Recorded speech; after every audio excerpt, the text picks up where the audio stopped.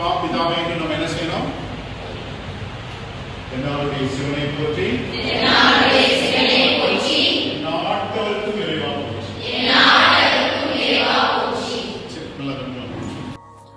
அனைவருக்கும் வணக்கம். ஐயா, விருதுநகர் மாவட்டம் திருக்குறள் உண்மை உரை பேரவையிலிருந்து எங்களது நிறுவனத்தின் சார்பாக இன்று கூட்டம் நடைபெற்றது. இதில் அனைவரும் நாங்கள் ஒருமனப்பட்டவராய் நாங்கள் ஈசனை பற்றி நாங்கள் வெளிப்படுத்தினோம். அவருடைய உண்மையான செயல்களை, உண்மையான வார்த்தைகளை நாங்கள் பிள்ளைகளுக்கு அறிவித்தோம்.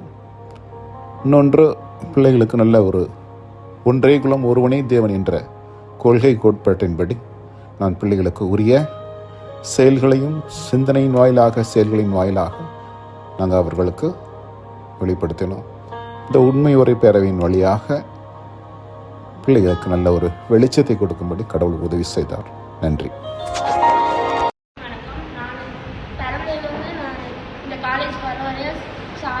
கோவிலுக்குலாம் அதிகமாக போயிருக்கேன். ரொம்ப சாமி கும்பிடுவேன். எங்கள் வீட்டில் கூட அப்படி கும்பிட மாட்டாங்க. செவ்வாய் வெள்ளிக்குனா அதிகமாக சாமி கும்பிட்டு பட்டையெல்லாம் இந்த மாதிரி தான் இருப்பேன். அதேமாதிரி வீட்டில் சொல்லுவாங்க, இந்த நம்மளாம் இந்த ஜாதி இந்த மாதிரி தான் இருக்கணும், யார்கிட்ட இப்படி பேசக்கூடாது, வைக்கக்கூடாது, யாரும் இப்படிலாம் சொல்லி தான் வளர்த்தாங்க.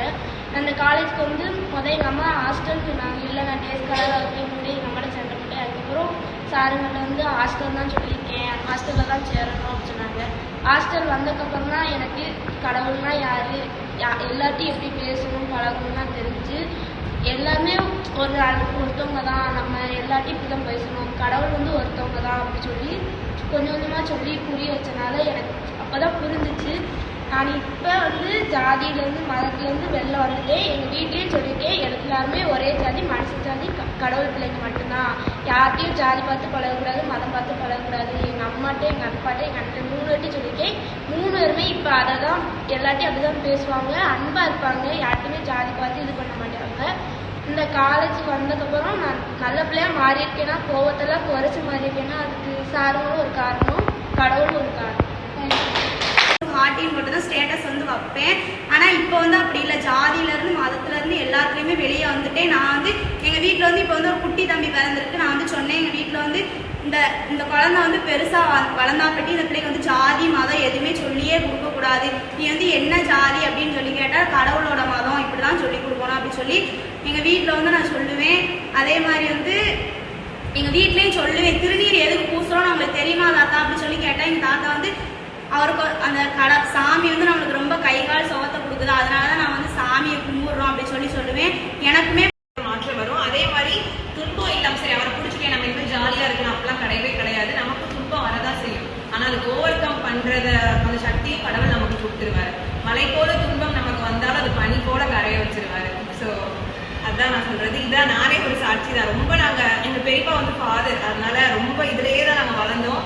இப்போ ஒரு 6 மாசமா தான் நான் கொஞ்சம் மாறி திரும்பி இருக்கேன். தென்னாடுடைய சிவனை போற்றி. நான்